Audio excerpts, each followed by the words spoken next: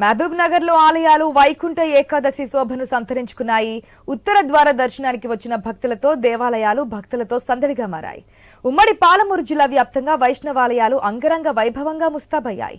జిల్లా కేంద్రంలోని శ్రీ వెంకటేశ్వర స్వామి ఆలయంలో ప్రత్యేకంగా 7 ద్వారాలతో స్వామివారిని అత్యంత వైభవంగా ఏర్పాటు చేశారు.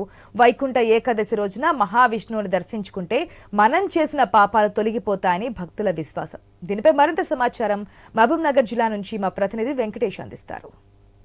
దర్శనంతో ముక్కోటి ఏకాదశి సంబంధించి ఉమ్మడి పాలమూరు జిల్లా వ్యాప్తంగా భక్తులతో శోభాయానంగా దేవాలయాలు అలంకృతమవుతాయి.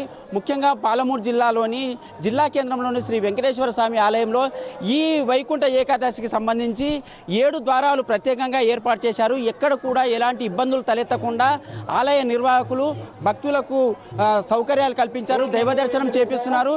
ఎక్కడ కూడా ఎలాంటి ఇబ్బందులు తలెత్తకుండా వారికి క్యూ లైన్లో వేస్తున్నారు. 7 ప్రత్యేక ద్వారాలను వెంకటేశ్వర స్వామి తిరుపతిలో ఎలాగో 7 ప్రత్యేక ద్వారాలు ఉంటావో ఇక్కడ కూడా 7 ప్రత్యేక ద్వారాల ద్వారా వారికి దర్శనం కల్పిస్తున్నారు. ప్రజలు కూడా ఈ ముక్కోటి ఈరోజు దర్శనం ఉత్తర ద్వారం ద్వారా దర్శనం చేసుకుంటే తమ సర్వ పాపాలు తొలగుతాయని, కర్మలు ఏమైనా ఉంటే కూడా కలుగుతాయని, మహావిష్ణువు దర్శనంతో ముక్కోటి దేవతలను ప్రసన్నం చేసుకునే వారి అవుతామని ఆ దీక్షతోనే ఈ రోజు కూడా ప్రత్యేక దర్శనం చేసుకుంటారు. దేశవ్యాప్తంగా జరిగే ఈ వైకుంఠ ఏకాదశి రోజు భక్తులైతే ఉదయం తెల్లవారుజాము నుంచి 3 గంటల నుంచే ఈ దేవాలయాలు అయితే బారు తీరును ఎక్కడ చూసినా కూడా ఇదే భక్త జన సందోహం కనిపిస్తుంది. ఈ ముక్కోటి దేవతలు ఈ ముక్కోటి వైకుంఠ ఏకాదశి రోజు ముక్కోటి దేవతలు తమను ప్రసన్నం చేసుకునే వారం అవుతాం. విష్ణువు దర్శనం చేసుకుంటే ముక్కోటి దేవతలు కూడా దర్శనమైన పరిస్థితి ఉంటుందనే ప్రగాఢ విశ్వాసం ఉంటుంది. దీనికి సంబంధించి ఇక్కడ ఆలయ నిర్వాహకులు కూడా మన దగ్గర ఉన్నారు. ఆయన అడిగి తెలుసుకునే ప్రయత్నం చేద్దాం.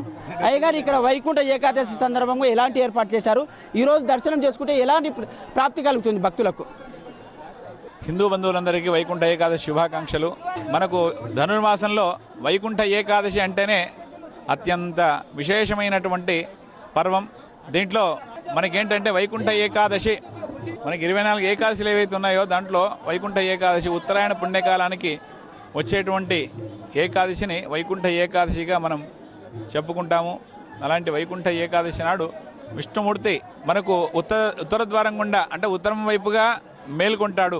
ఆషాఢ శుద్ధ ఏకాదశి రోజు యోగనిద్రలోకి వెళ్ళినటువంటి విష్ణుమూర్తి వైకుంఠ ఏకాదశి నాడు దాన్ని ఉత్థాన ఏకాదశి అని కూడా అంటారు.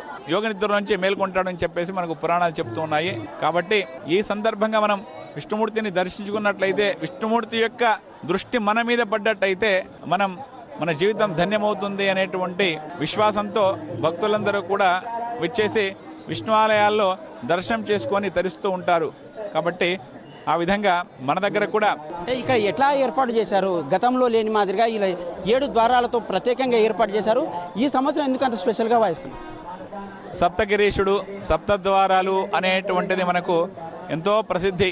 అంటే మనకు 7 కొండలవాడు అనేటువంటిది 7 ద్వారాలు అనేటువంటిది మనకు చాలా విశేషము. దాన్ని జనాల్లోకి పాలమూరు ప్రజలకు కూడా చూయించాలి అనేటువంటి ఉద్దేశంతోన 7 ద్వారాలను ఏర్పాటు చేసి విశేష అలంకారాలను తమిళనాడు నుంచి శ్రీరంగం ఆ ప్రాంతం నుంచి వచ్చినటువంటి సేలం నుంచి వచ్చినటువంటి వారి చేత అద్భుతమైనటువంటి అలంకారాలు అందించి భక్తులకి, అంటే మనకు విష్ణుమూర్తిని అలంకార ప్రియుడు, విష్ణుమూర్తి అంటేనే అలంకార ప్రియుడు. కాబట్టి విష్ణుమూర్తిని అలంకారాల్లో చూయించడం కోసం అని చెప్పేసి మేమందరం కూడా అక్కడ నుంచి పిలిపించి మా కమిటీ సభ్యులు ఇబ్బంది కలగకుండా అనేక ఏర్పాట్లు చేసి నడిపిస్తున్నారండి.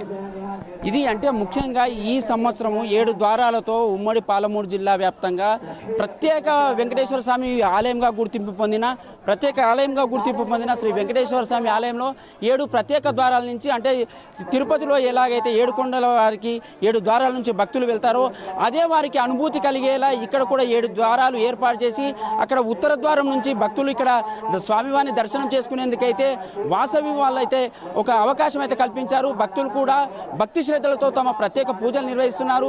ఈ వైకుంఠ ఏకాదశి రోజు స్వామివారిని దర్శించుకుంటే తమకు చేసిన కర్మాలన్నీ తొలగిపోతాయని భక్తుల విశ్వాసం ఉంది. ఇది పాలమూరు జిల్లా నుంచి ఓవర్ టు స్టూడియో.